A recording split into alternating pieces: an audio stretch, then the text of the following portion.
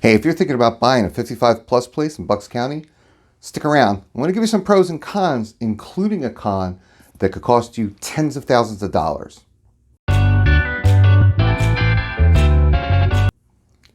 Hi, I'm Bill Eaves. I've been selling real estate with RE/MAX for a very long time. I just want to give you some pointers and tips and pros and cons about buying a 55 plus. Positive first. So first, let's go over the pros. The biggest pro that people love about 55 plus is the lack of maintenance. You're not going to mow the lawn. You don't have to shovel the snow. You don't have to do any of that stuff in most 55 plus places. The second pro is the safety and security.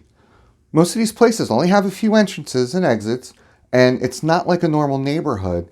It's a pocket and sometimes just a community within itself.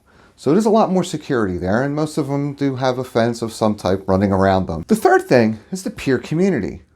There's not a lot of diversity in a 55 plus. Your neighbor's probably going to be the same age as you, probably have the same interests, the same everything. So that's another pro people really love about living in a 55 plus. Something else that's great about 55 plus is the ability to age in place. Now, let's say that you guys are a couple, one of you needs a little more help than the other. There are some 55 pluses that allow you to step down without having to move out, meaning that you get more services for the one who needs it, less for the one who doesn't, and it's really a big money saver when it comes time to kind of step down and if you need more care. The biggest pro is the amenities. Most 55 pluses have pools, they have game rooms, pool tables, shuffleboard, they have outdoor activities, tennis, bocce ball, they have walking trails. They even have, if you're not, so great with driving, they even have buses that will take you to the local mall or store or food shopping or something. They take trips.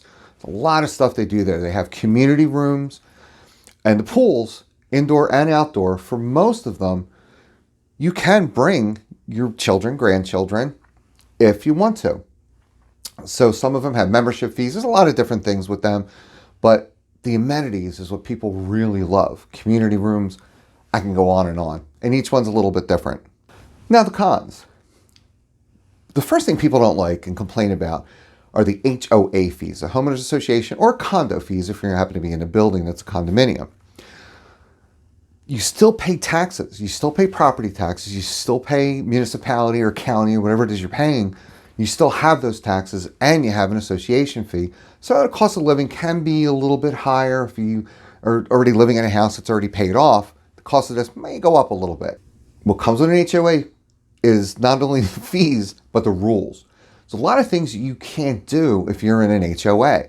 Certain decorations, you can't do things on your lawn, gardens, stuff like that. Stops your neighbors from doing things, but it also stops you. The other thing with the HOA that people don't like is the rules can change anytime. Anytime that you get a board, that's what they're usually run by, they can vote in something that changes that you don't like. So you're going to be giving up a little bit of your freedom to get involved with an HOA. Another downside is 55 plus is the resale. You have a limited audience. If you sell a townhouse, you can sell to pretty much anybody if it's a fee simple place. But if you're selling a 55 plus, you're not going to get, first time buyers with small kids that are looking to, start and grow their family there. So that's a whole audience that you're not going to be able to attract, and less demand usually leads to a bit of a lower price. Another con that people don't like is we have a lot of snowbirds in our area. People to fly south for the winter, and sometimes they want to let their family use their home. Can't do that. Even if the 55 plus is a place that allows you to have children, grandchildren, people under 55 living there, there's most of the time, there's a time limit on how long they can live there while the 55s are gone. So if you're down in Florida for 6 months, your family might not be able to stay in your home. You lose the use of your home for your family when you're gone. On that note, the next thing people don't like, sometimes the 55 pluses do have kids. You have to read the condo docs very carefully, or homeowners association docs very carefully to see, is it age restricted or is it just 55 plus? There's a big difference. Now, I'm going to tell you what one thing you got to watch out for. One of the other pros is a lot of these 55 pluses are growing, so they're new construction.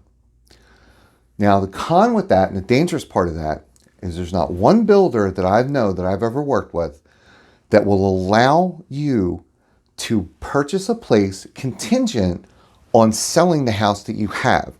So if you need to sell your house to buy a place, you got to be careful here. When you go to look at the new construction, they'll pick out a lot. There's usually a lot premium.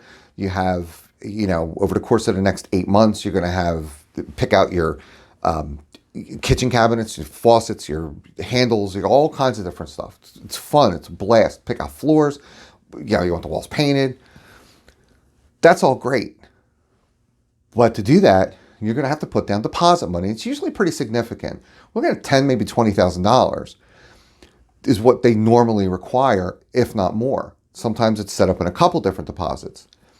Now, if you need to sell your house to fulfill that purchase and you don't, you're going to lose that deposit money. In most cases, you're going to lose the deposit money. Back to the house that you're selling, you may also have to almost fire sale that house and you may not be ready to do that. So you may take a loss on the house that you're selling, and you may also lose your deposit money, which we don't want to do. Now, there's plenty of ways to prevent that. I have a whole booklet on this. Hit the link down below. I'll give you a lot of information and some ways to avoid that pitfall of buying a 55 plus. Thanks for watching. Hi, if you'd like a free guide outlining some of the most beautiful 55 plus communities in Bucks County, just click the link below. It's absolutely free and loaded with valuable information. Thanks again for watching.